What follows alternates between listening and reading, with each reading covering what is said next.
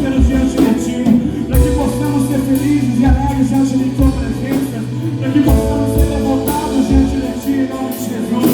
Abençoe, Jesus, todas as nossas gerações, em nome de Jesus. Toda honra e toda glória a Ti, Pai, para que possamos ser gratos a Ti pelo pão de cada dia, pela posição diária que o Senhor nos dá, em nome de Jesus.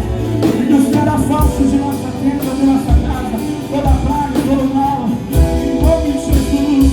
Assim nós oramos e determinamos e Te agradecemos. Oh, aleluia!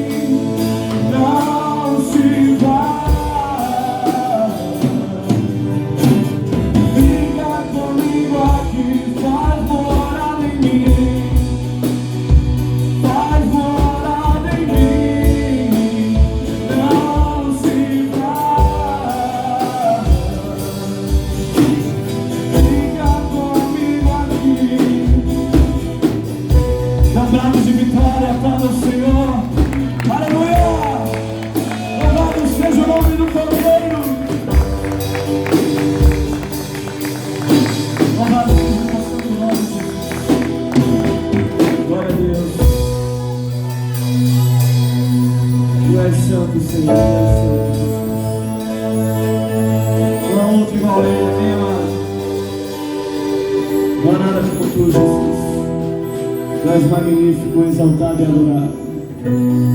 Amados, só temos que agradecer a tudo que o Senhor faz em nossa vida, por estarmos aqui hoje pela manhã, por levantarmos a nossa cama, pelo ar que respiramos, pelo som que sai de nossa boca, pela beleza que conseguimos enxergar com os nossos olhos, pelo som que conseguimos captar com os nossos ouvidos. Tudo isso foi Ele que fez.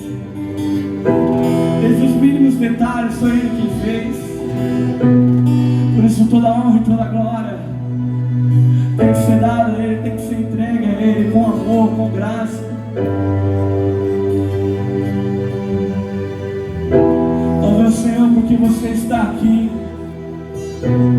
Você poderia estar em outro lugar. Você poderia estar na sua cama agora, deitado, dormindo. Mas não, você veio adorado, você se levantou, você se expôs, você veio, você está aqui.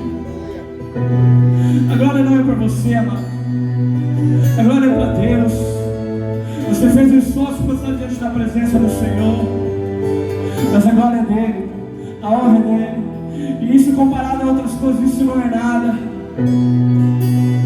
Nós vemos aí as notícias de outros países que estão sendo mortos, estão sendo apedrejados, violentados, destruídos, famílias, mulheres sendo estripadas, sendo violentadas, porque são chamados filhos do Senhor. É impossível você não ter visto isso ainda. E muitas vezes nós que estamos aqui, temos o livre-arbítrio, temos a vontade, temos o prazer da expressão nesse país, não fazemos nem a metade do que deveríamos fazer. Não pregamos o Evangelho para um colega de faculdade, não pregamos o Evangelho para um colega do nosso trabalho, não falamos de Deus porque achamos que vamos incomodar, achamos que isso não vai valer a pena.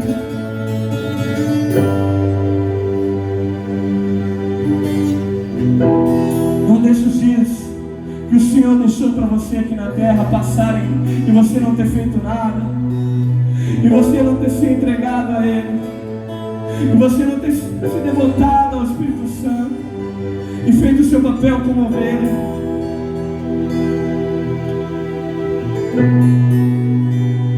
Ainda não é tarde, mas vai chegar um tempo que vai chegar um tempo que o Evangelho vai ser escasso e ninguém vai encontrar. Todos vão querer, mas não vão encontrar. Não deixe esse tempo passar para você, para um parente seu que está à distância de Deus, para um amigo, um colega. Não deixe esse tempo passar, amado. Deus tem trazido renovo à nossa nação, mas tem mostrado muitas coisas que não agrada nem a gente, nem nós que somos seres humanos. Imagine Ele que é celestial. O nosso governo tem sido envergonhado, a política, a nação brasileira, a finança do país, todas as áreas do nosso país têm sido envergonhadas. Até quando isso sobre o Brasil, amado? É hora de nos levantarmos, prostrar os nossos joelhos e pedir a Deus para que Ele tenha misericórdia de nós, porque tudo isso que acontece é culpa nossa, é culpa minha. Todo pecado de prostituição, de lascívia, de inveja, de ódio. Oh, Jesus, tem misericórdia de nós, Pai. Tem misericórdia de nós, Jesus. Tem misericórdia da tua noiva que anda suja e imunda.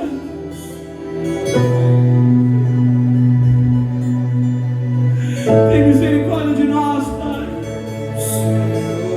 Não somos dignos de ser chamados teus filhos, mas mesmo assim o Senhor nos ama.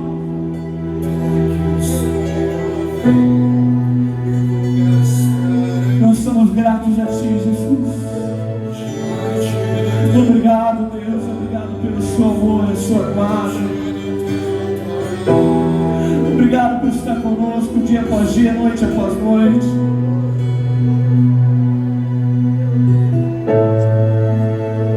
Gera em nós o desejo, Jesus, de estar em Tua presença. Gera em nós o desejo de estar contigo, não importa o horário, de madrugada, à tarde, de noite, não importa o lugar. Para que venhamos nos comunicar em espírito e em verdade. Oh, Lamassuri de Catará, Lamassuri.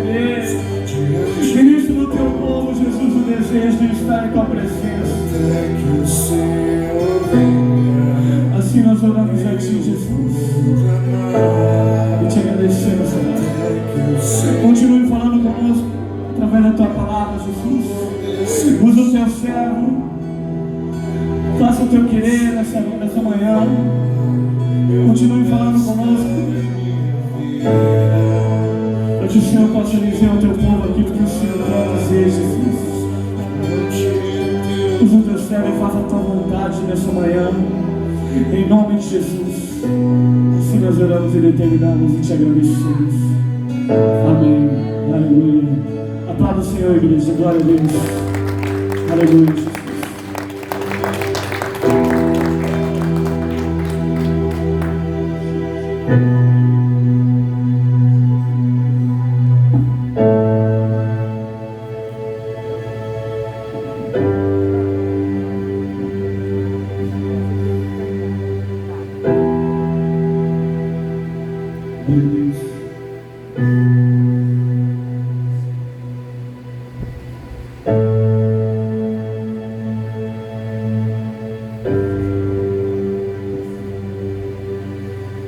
Graça e paz, povo de Deus. Amém, queridos? Quero dar boas-vindas a você que está conosco nessa manhã. Quero agradecer a presença da mãe da Maria Eduarda e todos os demais que puderam vir estar aqui conosco. Seja bem-vinda mais uma vez em nome de Jesus, tá bom, querido? A palavra está no livro de Naum hoje. Nós precisamos ministrar essa palavra. O livro de Naum foi escrito cerca de 600 a 612 anos antes de Jesus nascer, onde nós ministramos a respeito de Jonas, o homem que pregou em Nínive. O homem que pregou, e a cidade de 120 mil pessoas se renderam diante de Deus. Houve um arrependimento maciço e Deus não destruiu a cidade de Nínive. Cerca de 100 anos depois, 80 a 100 anos, essa cidade fora chamada a atenção pelo profeta Naum. E a intenção de Deus aqui era dar outro corretivo, não a própria destruição.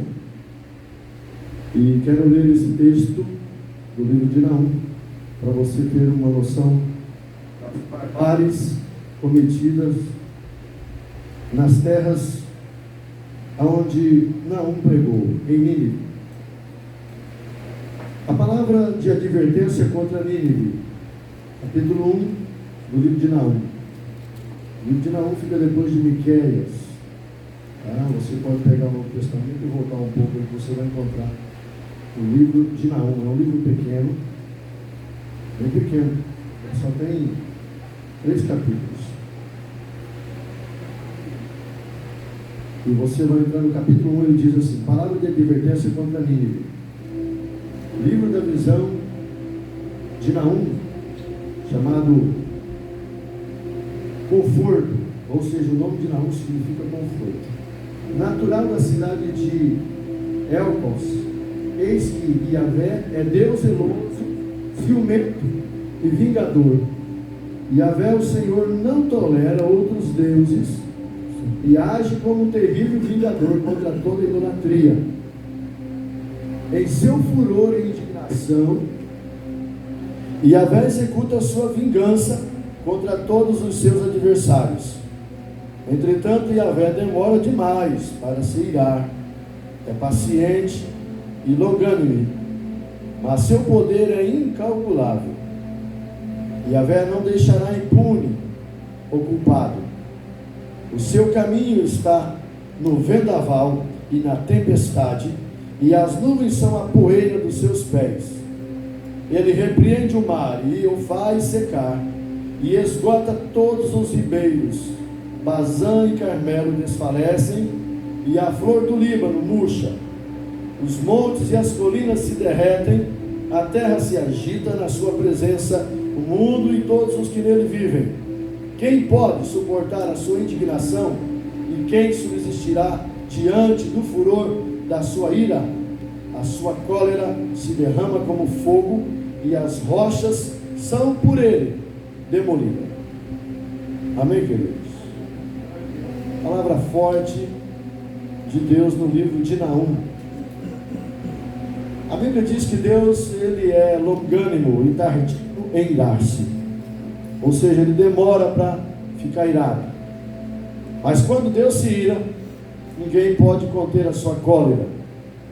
Por isso, irmãos, nós estamos vivendo o apogeu dos dias da ira divina. Estamos vivendo, talvez não seja o apogeu, mas o início da sua ira, porque os dias que nós estamos vivenciando são dias terríveis, São dias de dores, dias de aflições, nós temos costumado dizer isso nesses dias, e é só princípio de dores. Por isso eu e você precisamos olhar o que está acontecendo nas nações como um relógio do tempo, um relógio de advertência para cada um de nós que somos filhos de Deus, chamados para o renovo, para a restauração, a restituição, chamados também para apregoar a verdade enquanto é tempo, porque os dias estão se findando, estão correndo para os dias finais. Deus irá poupar a sua noiva de muitas coisas terríveis, se bem que nós já temos visto algumas delas muito feias e terríveis aos nossos olhos, coisas extraordinárias e terríveis ao mesmo tempo. Elas estão sucedendo em todas as partes do mundo. Jesus, no Sermão da Montanha, ele já estava advertindo coisas que viriam na terra, sobre todos os lugares, por conta do desamor dos homens. E a terra é visitada com esse desamor.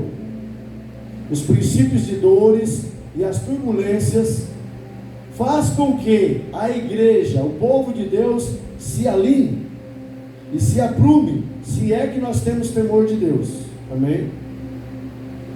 Se é que nós temos temor de Deus, esses são os dias que nós vamos orar mais, jejuar mais. E por falar em jejum, nós precisamos começar o jejum antes que aconteça o dia 7. Existem coisas para acontecer no dia 7, e nós precisamos anteceder isso em oração e jejuns. E eu preciso que toda a igreja se rendam ao jejum, todos nós. Eu não sei como você vai jejuar, mas eu preciso que você jejue. Amém? Nós vamos iniciar esse jejum dia 31, esse mês é 31. Vamos iniciar dia 31 e vamos terminar dia 6. Porque dia 7 nós precisamos contemplar o que Deus há de fazer. Nós não sabemos o que Deus vai fazer pelo Brasil. Nós precisamos apenas entrar em jejum e oração para que Deus dê o norte. Nós não podemos acreditar que o exército do Brasil vai dar o norte, e nem o presidente Bolsonaro dará o norte para a nação. Mas o nosso Deus, ele pode dar o norte para a nação brasileira. Por isso, nós, a igreja do Senhor, precisamos entrar em jejum. Você acredita em jejum? Você acredita em palavra profética? Então nós precisamos alinhar-nos a estas coisas, porque Deus nos dará uma resposta segundo a sua graça e a sua eficiência, porque o Brasil há muito que precisa de uma restauração, e Deus pode mudar a nossa sorte se Ele quiser. Se Ele aprovar, nós então teremos uma resposta de Deus no dia 7, ou 8, ou 9, ou 10, ou até o dia 11. Nós precisamos velar.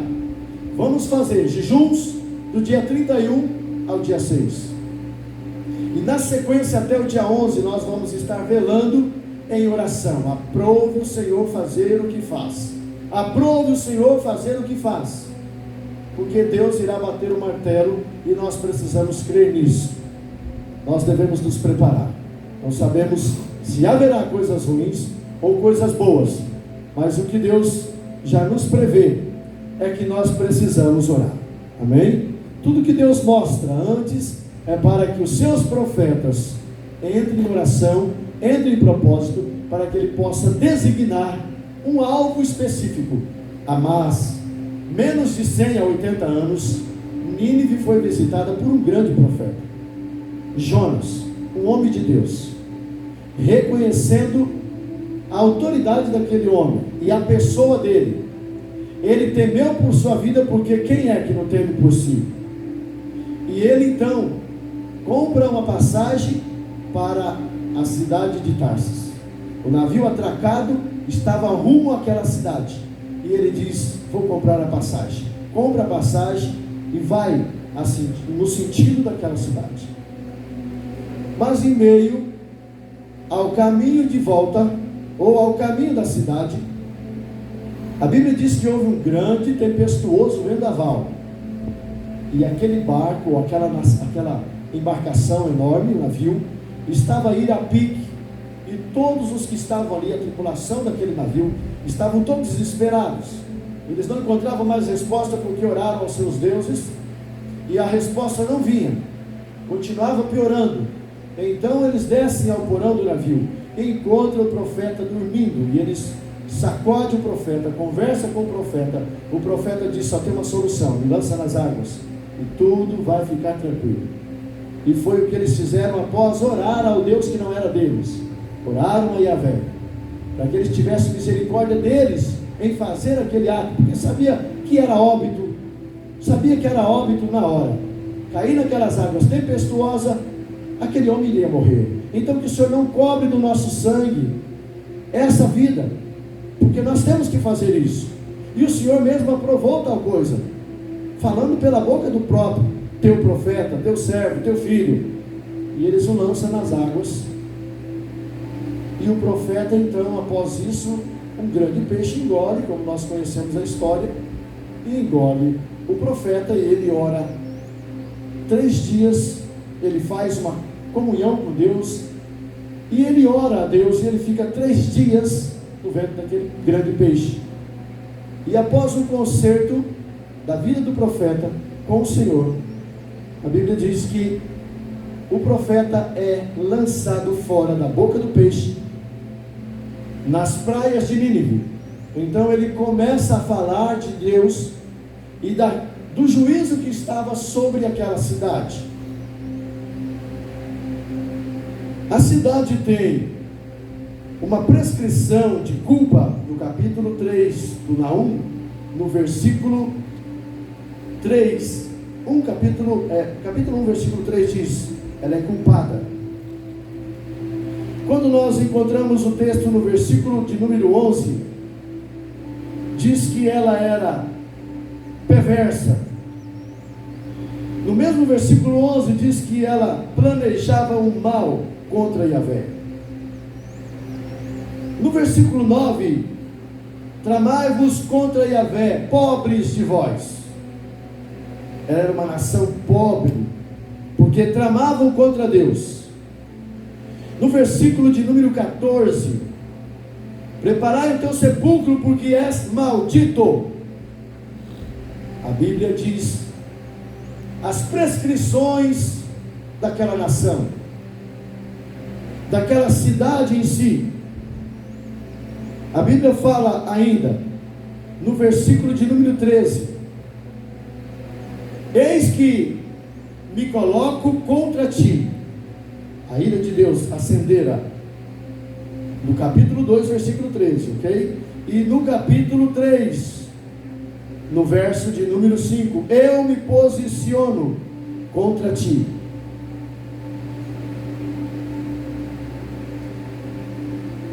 Olha, quando Jonas pregava, no percurso de 3 dias era a cidade a percorrer, segundo as Escrituras. Mas a Bíblia diz que ele percorreu 1 dia, falando do que Deus haveria de fazer naquela cidade. E Deus não a destruiu com seus 120.000 habitantes, porque eles se renderam em jejum e oraram a Deus, pedindo perdão dos seus pecados. O rei solicitara de todos que eles declarassem os seus pecados e que eles não vivenciassem mais aquilo. Quem sabe Deus teria misericórdia deles e mudaria a sorte. E Deus mudou. Maravilhoso é o nosso Deus. Ele vem com graça quando nós nos humilhamos, quando nós nos rendemos, quando nós nos prostramos, quando nós chegamos diante de Deus. Eles intercederam por si mesmos, buscaram em Deus uma solução. Deus vem através da intercessão deles, através da súplica deles. Deus vem com graça e muda a história dos ninivitas. Maravilha, viveram os primeiros anos, os segundos anos, os terceiros, e aí foram para os anos 80 anos, 70, 80, 90 anos. As coisas começaram a piorar de novo. E no livro de Naum, o profeta chega e dá uma rajada de fogo da ira divina, porque aquelas pessoas que acertaram lá atrás, elas estão novamente pervertidas e voltadas ao engano em toda sorte de maledicências e volúpias na vida humana. É bem sabido, irmãos, que uma geração ela pode se corromper se os pais não se consertarem. E havendo conserto dos pais, e se os filhos não perdurarem o que ocorreu com os pais, a mudança dos ninivitas anteriores, a praga vai continuar lá na frente. Por isso nós precisamos educar os nossos filhos a caminhar em Deus, a ter responsabilidade com a palavra, compromisso com a verdade de Deus. Porque os homens têm facilidades, nós homens temos facilidade em nos corromper, tá? Nós não temos pó de anjo, e por isso temos facilidade em nos corromper. Hoje você é um pai acertado, alinhado com Deus, aprumado em Deus, ou uma mãe. Os filhos podem estar alinhados, mas e os nossos netos? E os nossos bisnetos? Nós precisamos velar por eles hoje, para que eles não se percam, para que eles não se corrompam. Foi Salomão que escreveu o texto dizendo: instrua o menino no caminho que deve andar, para que quando crescer não se desvie dele. Amém? Por isso nós devemos também trabalhar com os nossos netos e com os nossos bisnetos e uma geração que virá ainda. A nossa preocupação não é agora, porque nós estamos em Deus, estamos procurando alinhar as nossas vidas, mas pode chegar uma geração que elas vão se perder diante de Deus. Por isso nós precisamos alinhar agora, aprumar agora, colocar no esquadro a vida, e colocar e puxar a linha, para ver se tudo isso está dentro dos padrões de Deus, para nós não prevaricarmos. Os ninivitas, eles acertaram quando Jonas ministrou a palavra, mas eles estavam agora errando no futuro. Há 80, 100 anos para frente, eles estavam errando novamente. E o juízo veio eminentemente para a destruição. Não teve conserto e não teve palavras para arrumar aquilo. Sabe?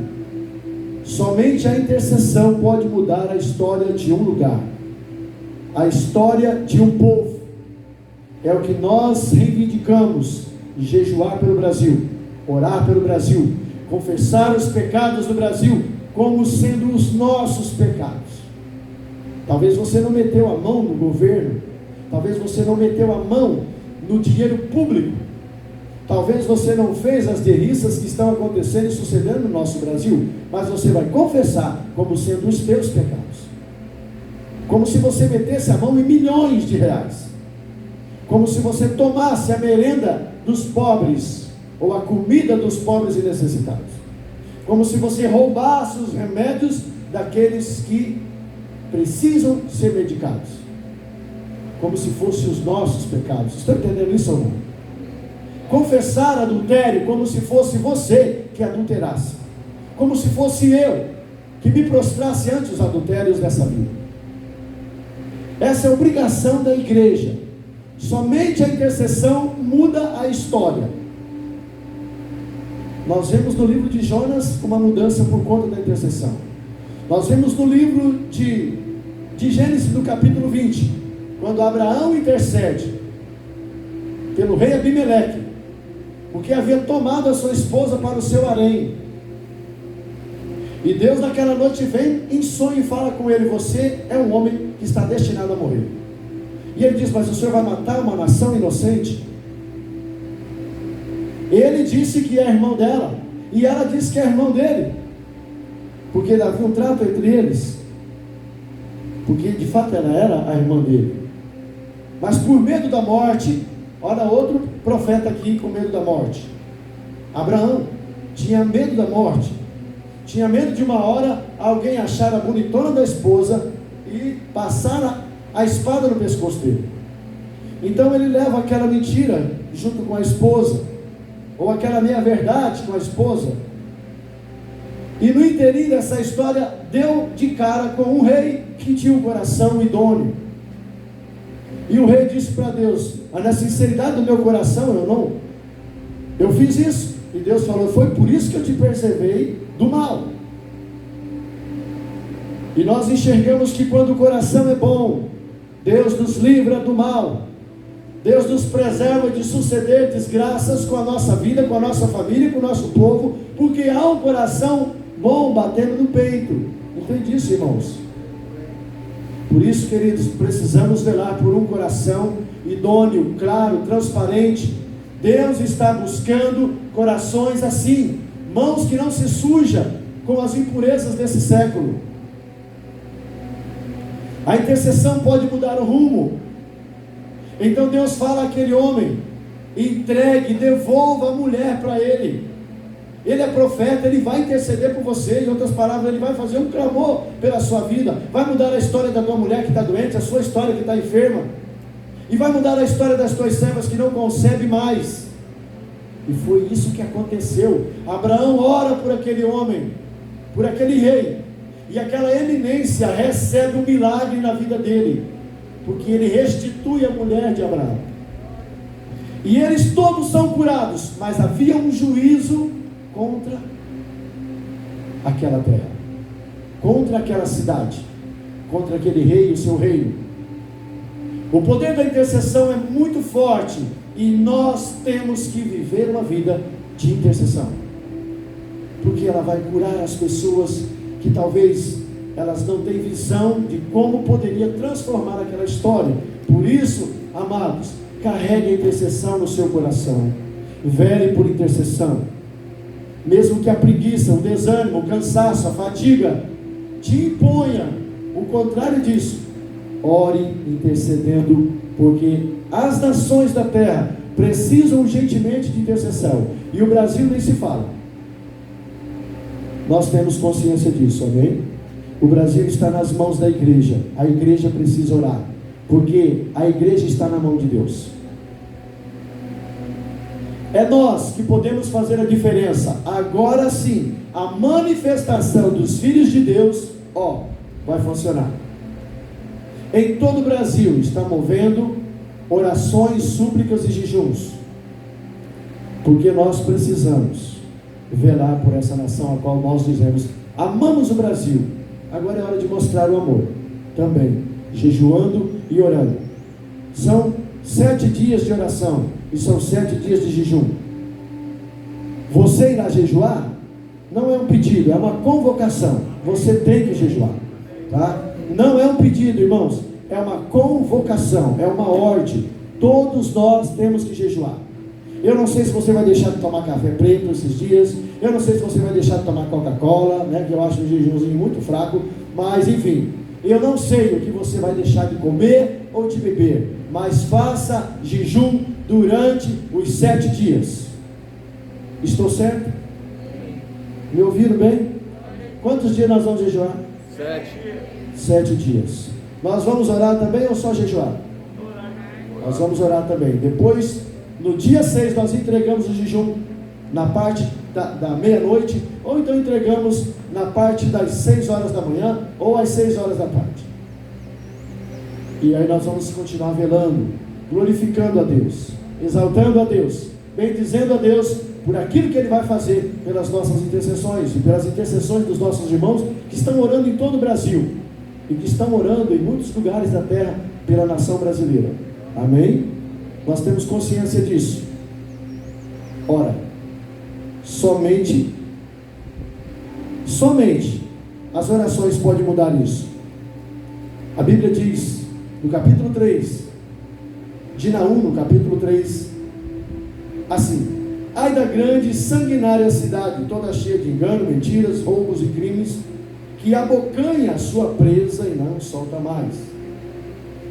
Eis o estalo dos açoites encoando por toda a terra, o barulho assustador das rodas, o galope dos cavalos de batalha, o sacudir dos carros militares, cavaleiros que esporejam, a espada flamejante, o relampear das lanças e a multidão dos transpassados, um mar de cadáveres, mortos sem fim, pessoas feridas tropeçando sobre gente e mais gente morta. E tudo isso por quê? Deus faz uma pergunta: por que tudo isso? Por que toda essa desgraça em meio a uma grande e renomeada cidade? que isso? Então, o próprio texto responde: por causa da grande prostituição da bela e encantadora meretriz, da mestra das feitiçarias, que vendia os povos mediante sua sedução e lábios fraudulentos, e assim escravizou nações. Por tudo isso, eis que eu me posiciono contra ti, afirma Yahvé, o Senhor dos exércitos. Vou erguer o teu vestido até a altura do teu rosto, a fim de expor às nações a vergonha da tua nudez, e te humilhar diante dos reinos da terra. Eu mesmo lançarei sobre ti imundícias, te tratarei com tal ignominia, e farei de ti um espetáculo, um exemplo para todos. Todos os que te virem fugirão, exclamando: ah, Nínive está arrasada, quem terá compaixão dela? E de onde trareis consoladores para ti?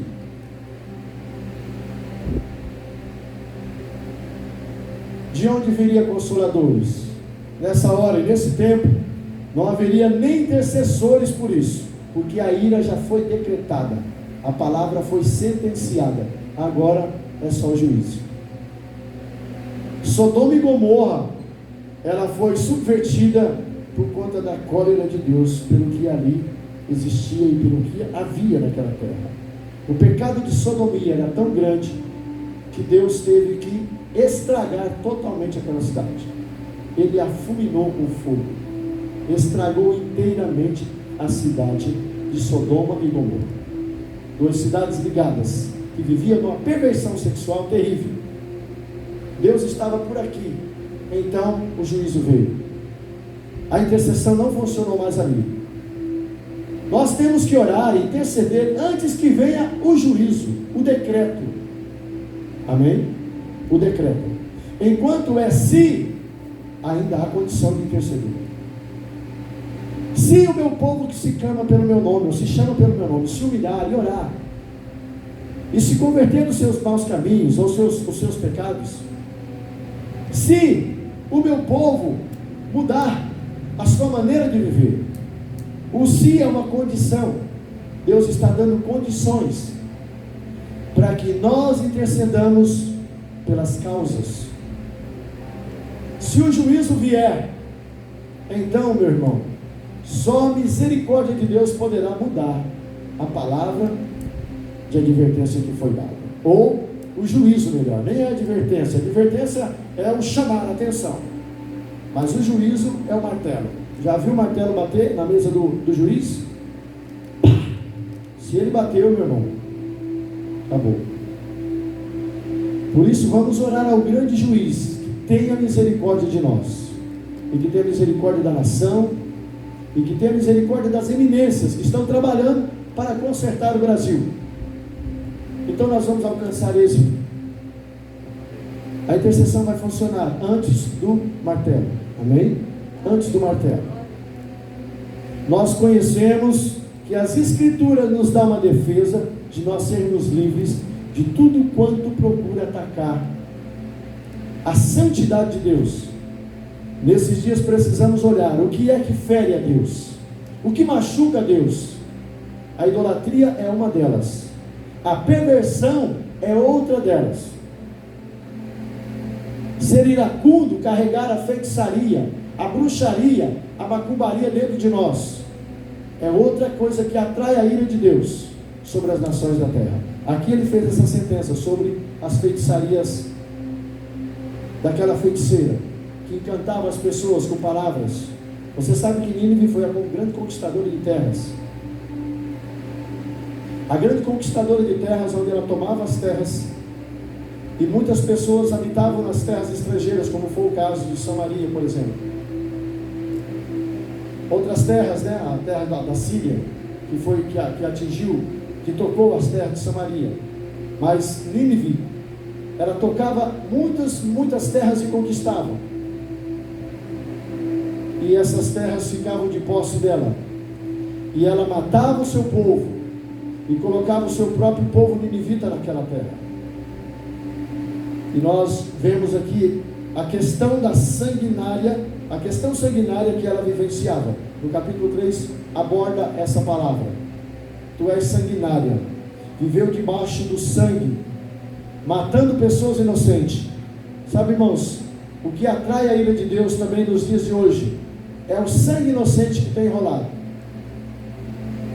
Somente o sangue de Jesus poderá purificar essa terra, e o sangue dos santos estão sendo derramados. Deus faz justiça pelo sangue. Por isso muito sangue de inocentes estão sendo derramados, porque Deus vem e Ele move por conta daquilo.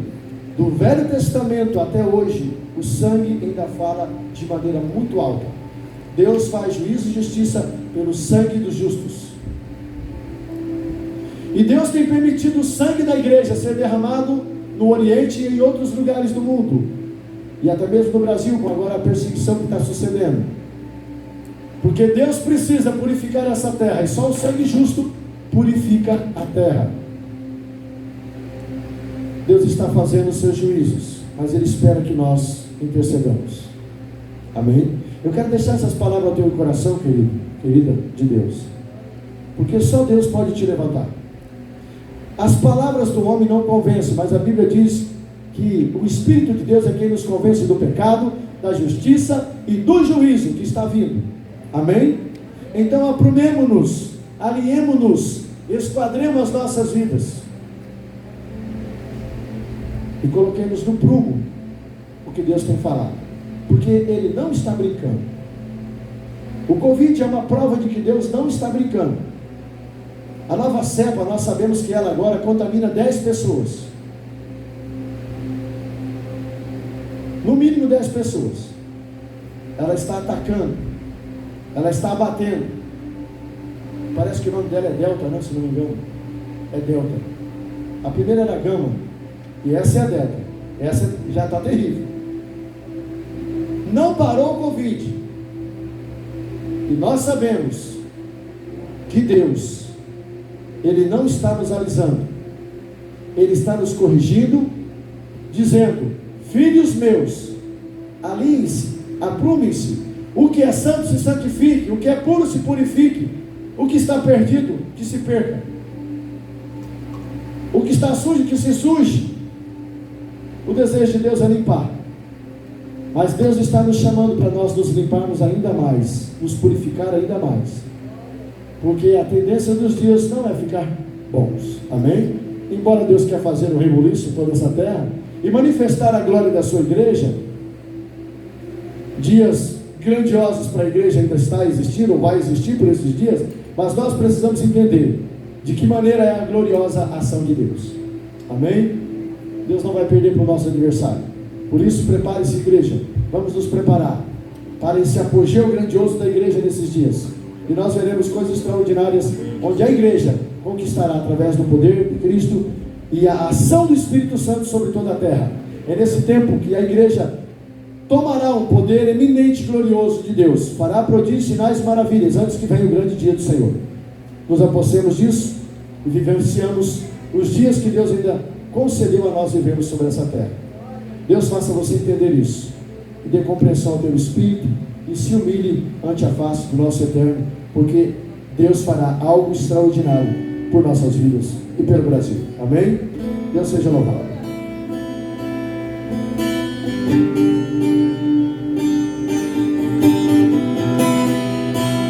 Oramos, meu Deus, para que o Senhor conceda à sua igreja a graça de humilhar-se diante de Ti e interceder pela nação brasileira, pela sua própria casa, pelos seus próprios filhos, amém, pelos seus negócios e por tudo aquilo que o Senhor colocou em nossas mãos, porque nós somos os Teus mordomos.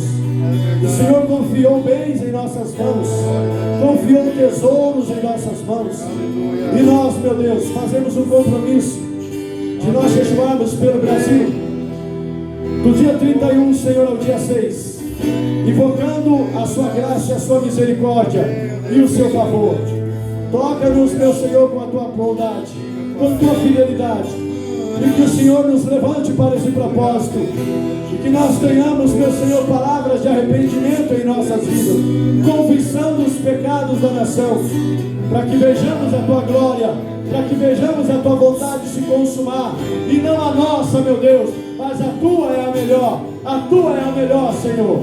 Assim colocamos diante de Ti que o nosso jejum começará, meu Senhor, no dia 31 para te glorificar e exaltar e para ver a tua vontade se cumprir na nação brasileira, na nossa casa, na nossa família, em nossos ministérios, para louvor de sua glória, em nome de Jesus. Amém. Diante do teu altar, Deus, diante do teu altar, fere meu coração com a ferida de fome por ti. Fere meu coração com a ferida de sede por ti, Deus, ensina-me a clamar e a suplicar até que o Senhor venha.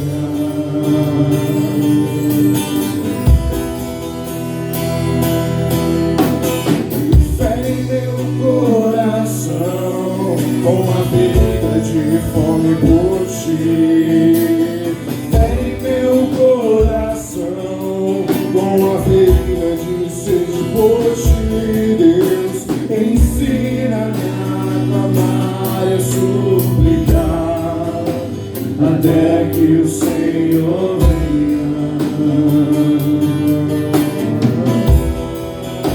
Até que o Senhor venha, eu vou clamar. Até que o Senhor venha, eu não vou descansar. Até que o Senhor venha, eu vou gastar a minha vida diante do teu altar, diante do teu altar. Até que o Senhor venha, eu vou clamar. Até que o Senhor venha, eu não vou descansar. Até que o Senhor venha, eu vou gastar a minha vida diante do teu altar, diante do teu altar. Fere meu coração com a ferida de fome por ti. Fere meu coração com a ferida de sede por ti, Deus, ensina-me a clamar e a suplicar até que o Senhor venha.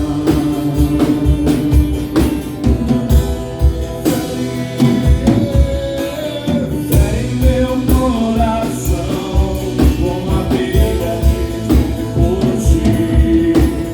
Fere meu coração com a ferida de sede por ti, Deus, ensina-me a clamar e suplicar até que o Senhor venha.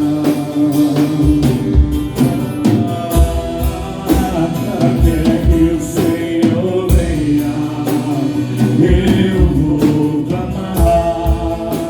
Até que o Senhor venha, eu não vou descansar. Até que o Senhor venha, eu vou gastar a minha vida diante do teu altar, diante do teu altar. Até que o Senhor venha, eu vou clamar.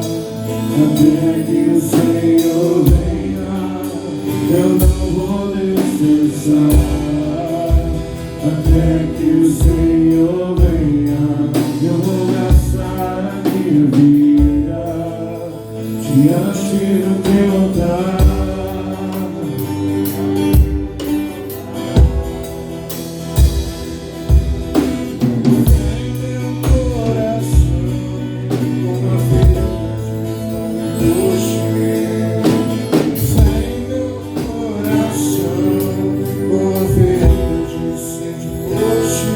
Deus,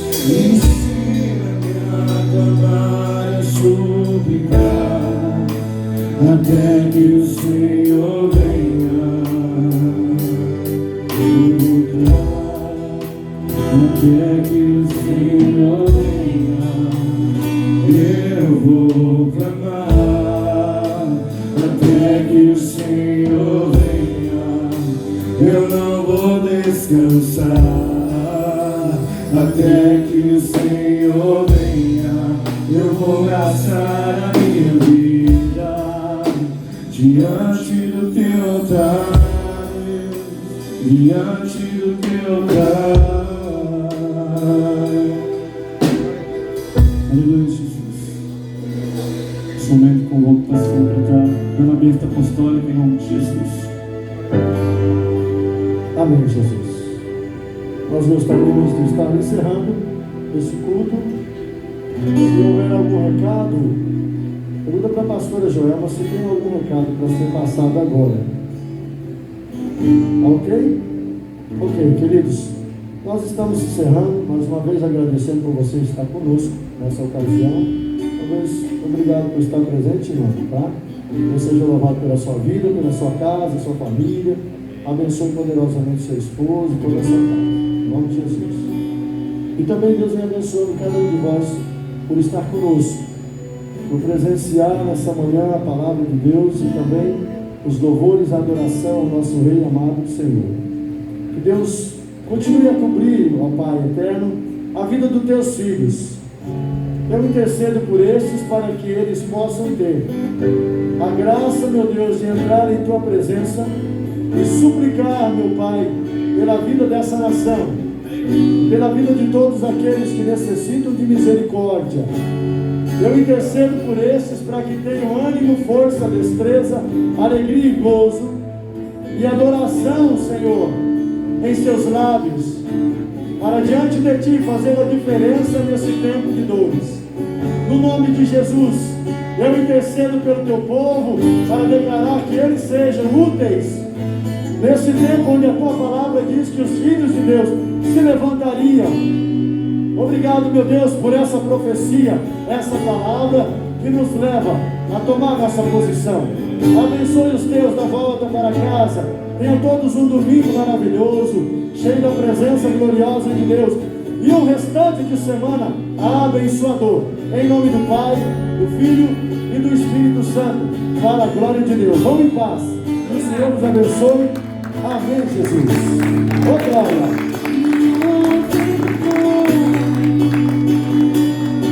Nem portas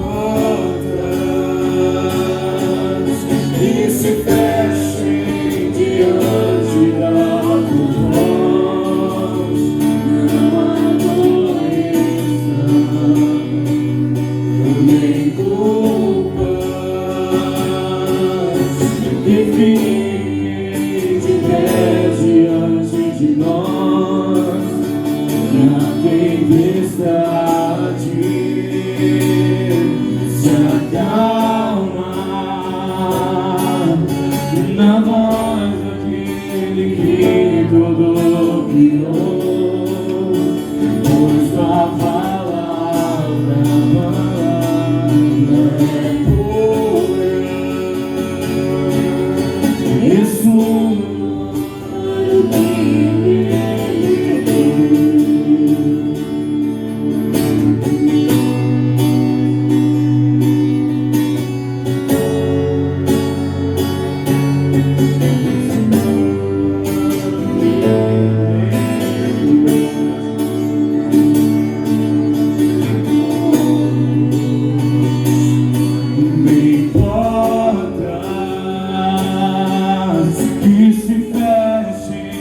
Diante da tua voz, não há doença,